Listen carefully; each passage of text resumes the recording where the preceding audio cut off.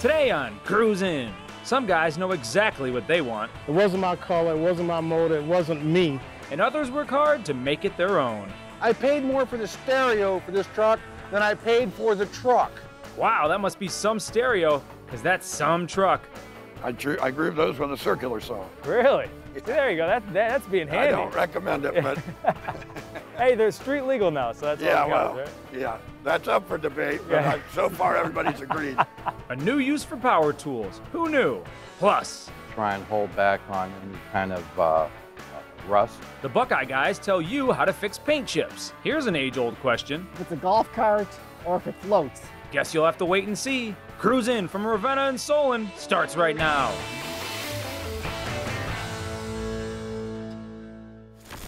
It's cars as far as the eye can see. Hi, I'm Will Burge, and welcome to Cruise In. It's Octane nights here at the Ravenna Cruise In Ravenna, Ohio. Over a mile long and over 1,000 cars. There's plenty to see, so let's get started.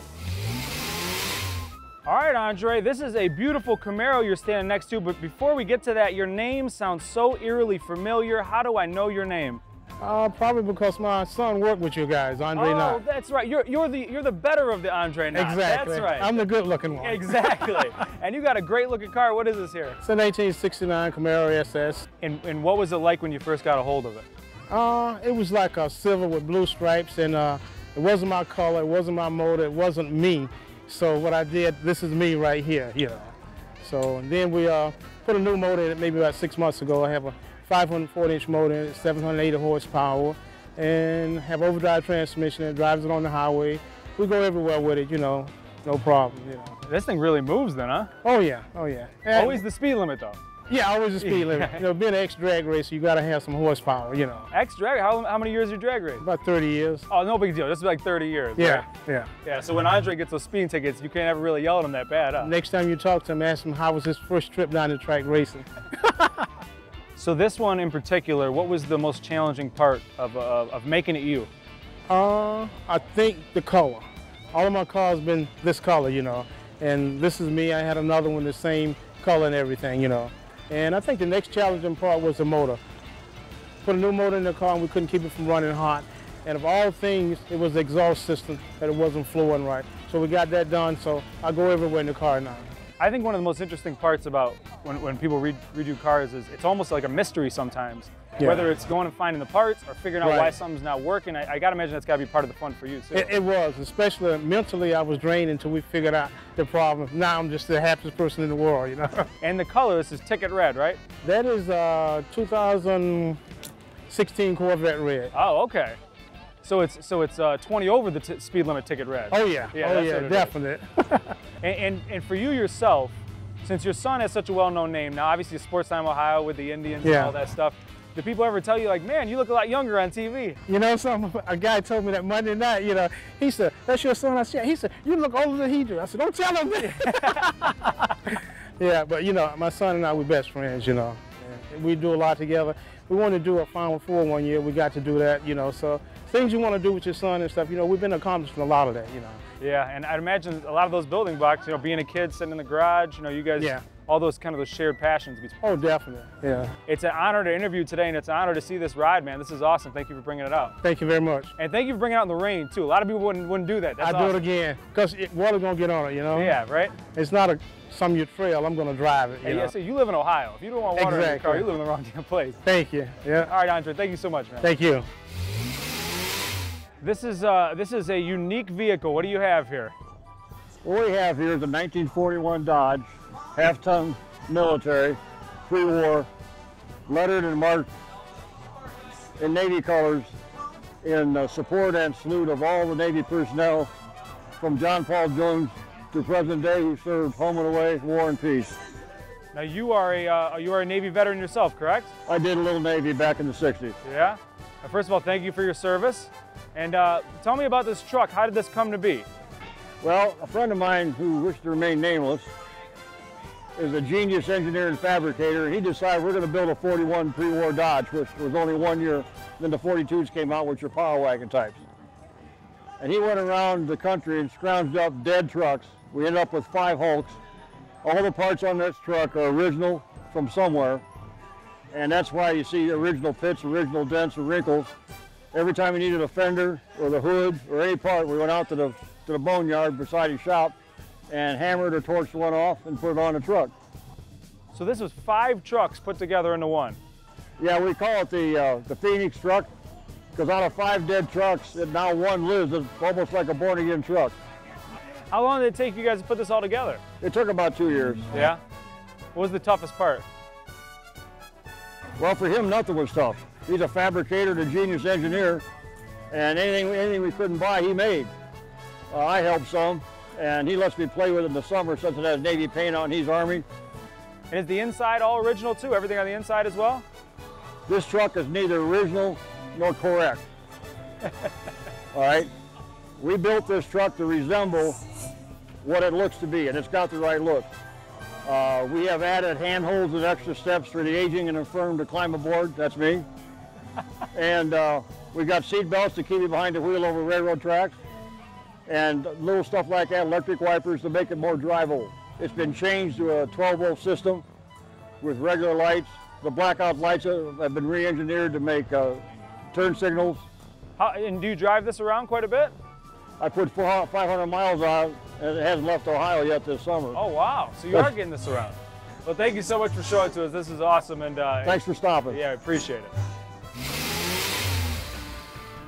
Next up. And those are actually baffled to be street legal. Again, that's as questionable as grooving slicks. So many questions. Next on Cruise In. Welcome back to Cruise In, and through the magic of television, we're in Solon, Ohio, at the Rock and Roll Street Machine Cruise In. Tons of great cars to check out. We'll be back to Ravenna in just a little bit. Let's see some of these rides. This is a British attempt to make a Jeep or a military vehicle. More specifically, it's a 1967 Auetin Moke, M-O-K-E, and it has the same drivetrain as the old Auetin Mini. So the same engine, same drivetrain. It's basically built on a Mini, but the British government asked the Auetin Motor Corporation to come up with a military vehicle, and they came up with this. It was never used by the government for 2 reasons. The ground clearance is not very high, so it was kind of tough for the military to get through rough terrain. And with 10-inch wheels and 34 horsepower, it never was really accepted by the government, but it was repurposed as a tourist car, showing people around the Bahamas and the Caribbean. This is very rare. You don't see these very often. No, there might be 2 in the whole state of Ohio, maybe 3, and maybe 100 in the whole country. Wow. So I'm sure you got people asking all the time, what the heck is this thing? Yeah, the most common types of cars they think it is a King Midget, which it's not, or a VW thing, or they also ask me if it's a golf cart or if it floats. So. And it does not float. No, these are called pontoons. And how much does this car weigh total? Less than 1,200 pounds, about 1,180. Wow. So no fear riding this thing around, huh? No, I'm kind of used to it, but because I have the old Minis, which are also not safe, so I'm not really concerned. How fast can this go? They claim the top speed is 65. I've had it like 53, 54, but at that point, the windshield's starting to flex, and you're being bombarded. I usually put the top down when I drive that fast, and you're being hammered on all sides. So it's really a bit of an excursion, but its comfort spot's about 45. Well, what kind of engine does it have in it? A little 4-cylinder, believe it or not, 848 cc, and it only has 34 horse, but they're pretty strong horse though. They're strong horses, 34 of them. Small, but strong horses. Yes, and Belgian horses. How long have you had it? I've had it 2 years. There's only 15,000 miles on it, a 50-year-old car, so it really was never driven. Wow, how did you come across this? Some of this rare? Yeah, so I was in an old mini club, and one of the fellows there drove up in one, and I was asking the same questions. What is that? I never saw one of those. And he explained to me how it's made by the same company that made the Mini. And so I kept looking online almost every day and finally found one in California. And I had an inspector, since it's so far away, go look at it. And he emailed me a report with detailed pictures and said it was thumbs up. And so I had it trucked in from California. That's the James Bond car. I don't know if you know this or anybody's told you this, but if you wore an all-black suit and buttoned it all the way to the top, you would be a perfect villain riding around in this thing. You know that, right? Except when it's 90 out like today, it'd be really hot. All right, Jeff, this is a mean-looking ride you got behind you. What do you got here? Thanks. It's a 1931 Ford Tudor. And this is probably how all the cars looked in 1931, right? Right. Yeah, it's a 1950s version, tribute to a 1950s drag car. Very cool, very cool. How long have you had it? Just a couple of months. Really? Is it something you've been looking for? Did you stumble across it? How'd you come across this thing? I've been looking for something real similar to it. I wanted a chop top, lowered, channeled car. Is there something about this period in particular? Or? My father drag raced, and it would have been back in the same era. Oh wow, that's really cool. Have you taken this thing out, gotten some speed behind it, or what? Just a little bit. No, not really too much. We've done a lot of cruising with it. Yeah. We've run it on some 60-mile trips. But no racing to speak of. I love those back tires. Tell me about those things, because they look like they're something that would be made today, but that's period correct, you said, right? It is period correct. You can still get them through companies like Coco tire.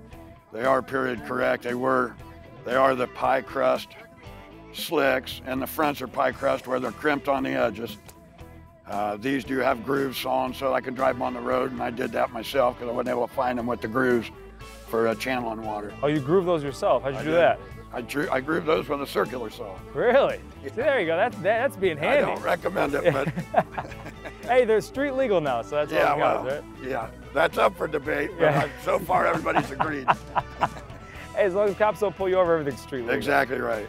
The interior is gorgeous too. I love the gear shifter too. Is that your addition, or was that already in there? That was in there, and that's a tribute to. It's got a Rat Fink, which was a cartoon character, kind of like from the Mad Magazine era, that was dedicated to hot rods, and that's a Rat Fink on top of the shifter, and there's some airbrush work on the back of the car for that as well. Now, and that was all done before you got it as well? Yes. What is the AA on the side for? That is altered and automatic. That would have been a class in the 50s of that it was designated to race in.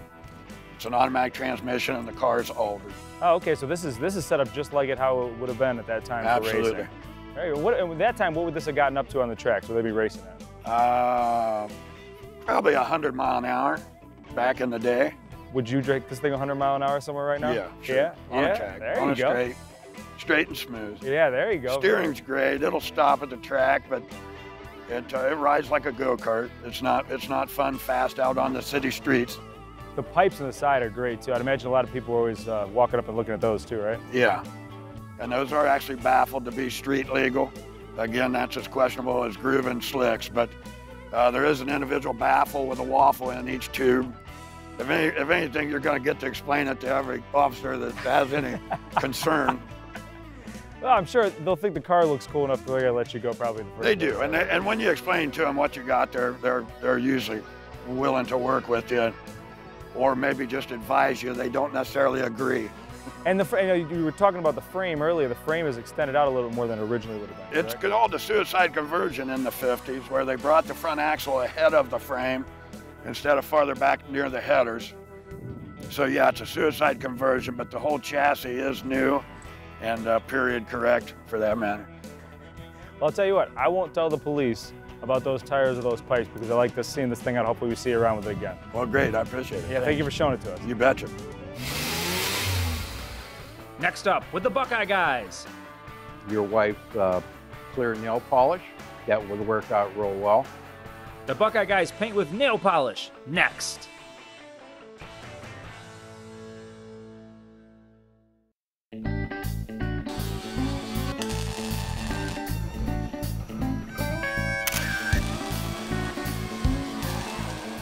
Welcome to this week's edition of Cruisin' with the Buckeye Guys. Today we're going to talk a little bit about paint chips in cars while doing restorations, and even your finished cars that you have, getting ready to get stored here at the end of the season.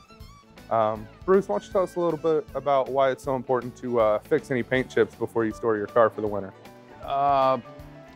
One of the main reasons you want to at least take care of any kind of chips on your car before storing it for the winter. In case you have any chips that go down to bare metal surfaces. to try and hold back on any kind of rust.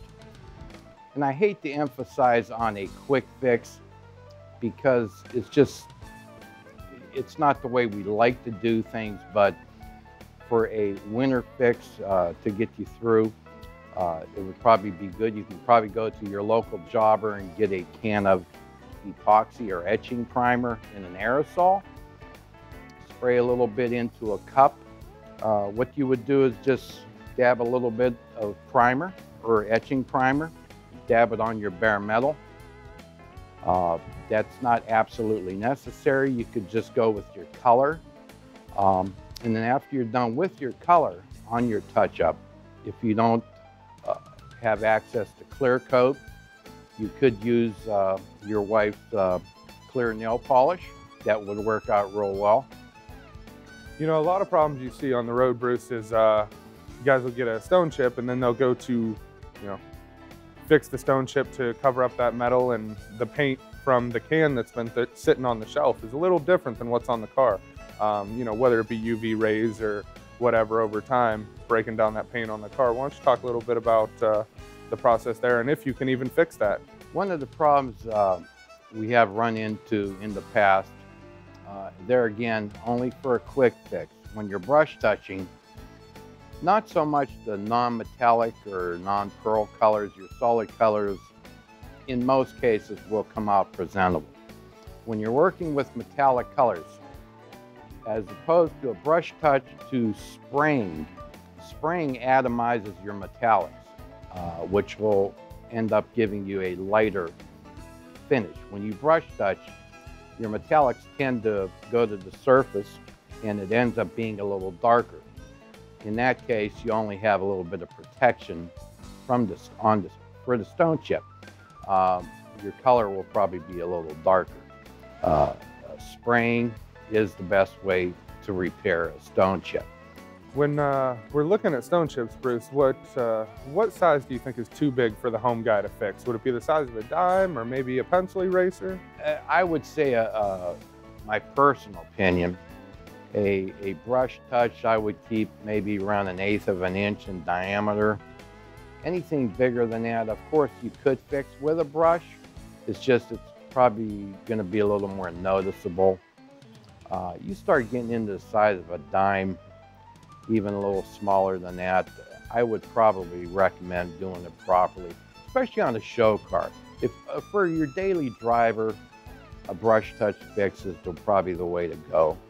Don and Bruce here saying thanks for checking out this week's edition of Cruising with the Buckeye Guys. Again, our shop is here in Canfield, Ohio, Buckeye Restoration. We can do any job. Nothing's too big or too small. Everything from mechanical work to full restorations to custom cars, even the paint chips like we talked about today. Give us a call, 330-533-4757. Ask for me. My name's Don.